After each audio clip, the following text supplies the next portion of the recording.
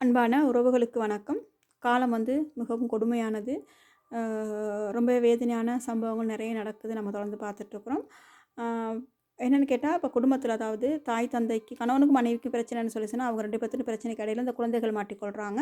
அவங்களோட பிரச்சனைகளுக்கு இந்த குழந்தைகள அடிச்சு துன்புறுத்துறதும், அதேமாரி அதிகமான அடிச்ச பிறகு அந்த குழந்தைகள் இறந்து போறதும், அது கடைசியில கொலையா இல்லையாங்கிறத தேடி பார்க்குறோம். இந்த மாரி தொடர்ந்து பார்க்குறோம். அதேபோல அ கொஞ்சம் வயசாகுன பிறகு தாய் தந்தையரை வந்து இந்த குழந்தைகள் வந்து ஏதோ ஒரு காரணத்துக்காக அடித்து துன்புறுத்துறதும், அதனால் அவங்க இறந்து போகிறதும், இல்லாட்டி தற்கொலை பண்ணிக்கிறது இந்த மாதிரியும் விஷயமும் நம்ம பார்த்துட்ருக்குறோம். இப்போ பார்க்கும்போது காலம் எவ்வளோ மோசமாக இருக்குது இல்லையா?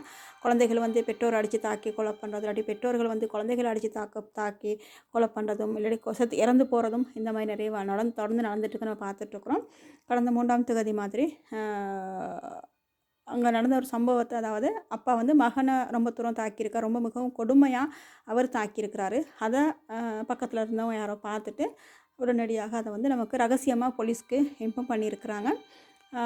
அதுக்கு பிறகு அம் போலீஸால வந்து பார்த்து, மயங்கியிருந்த அந்த சிறுவன ஹாஸ்பிட்டல்ல கொண்டு போய் அட்மிட் பண்ணும்போது ஏற்கனவே உயிரிழந்தாச்சு அப்படிங்கிற விஷயம் சொல்கிறாங்க. உண்மைக்குமே அதில ஒரு வேதனையான விஷயம். இந்த போலீஸ்க்கு தகவல் சொன்னவங்க கொஞ்சம் போயிட்டு அந்த சிறுவனை காப்பாத்தியிருக்கலாம். ஆனா, என்ன காரணத்தால காப்பாத்தல. ஒரு உயிர் போயிருச்சு.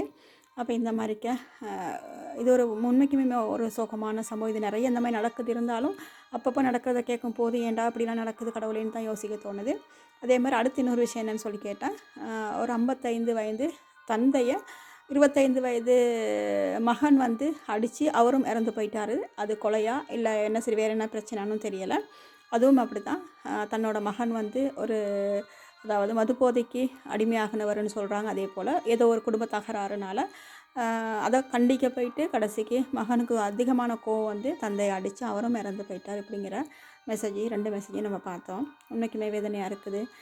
இந்த உலகம் எப்படி போகுது, எங்களோட சமூகம் எப்படி போகுது, எங்களோட குழந்தைகள் எப்படி வளர்றாங்க, அதேபோல் எங்கள் பேரண்ட்ஸ் எப்படி இந்த மாதிரி ஒரு சிலர் இந்த மாதிரி விஷயத்துக்கு முகம் கொடுக்குறாங்க. இப்படி எவ்வளோ பிரச்சனை. அப்போ எல்லாத்துக்கும் கடைசியாக என்ன சொல்கிறாங்க, ஒரு குழந்தைகள் தவறு செஞ்சு அடித்து என்ன கொலை பண்ணி என்ன தவறு பண்ணாலும் மது போதை அப்படிங்கிற ஒரு காரணத்தை ஈஸியாக சொல்லிடுறாங்க.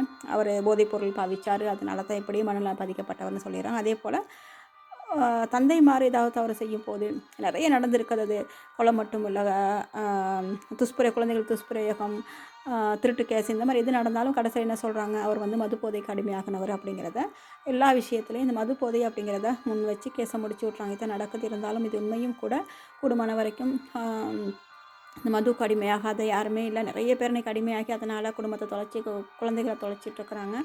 இந்த விஷயங்கள் வந்து எல்லாருமே வெளியில் வரணும். கூடுமான வரைக்கும் எங்கள் நாட்டில் வந்து இந்த குழந்தைகளும் சரி பெரியவங்களும் சரி மது போதைக்கு அடிமையாகாத ஒரு மதுவே இல்லாத ஒரு சமூகத்தை உருவாக்கணும். அதுக்கு எங்களால் முடிஞ்ச அளவுக்கு என்னோடய குழந்தைகள் இப்போ இருக்கிற குழந்தைகளை நம்ம இந்த தீய பழக்கத்துலேருந்து விடுவிச்சுக்கொள்ளும். அதே மாதிரி இந்த பழக்கத்துக்கு அடிமையானவங்க கொஞ்சம் கொஞ்சமாக நாங்கள் அவங்களையும் வெளியில் கொண்டு வரணும். எங்களோட சமூகத்தையும் எங்கள் சமூகத்தில் இருக்கிற குழந்தைகளையும் எல்லாரையும் பாதுகாக்க வேண்டிய ஒரு கட்டாய கடமை இருக்குது. அதனால் எனவே இந்த விஷயங்களில் எல்லாருமே ஒட்டுமொத்த எல்லாருமே கொஞ்சம் முக்கியத்துவம் எடுப்போம். அதே போல் இந்த இறந்து போன 2 பேருக்குமே என்னோட ஆழ்ந்த இரங்கலை தெரிவித்துக் கொள்கிறேன்.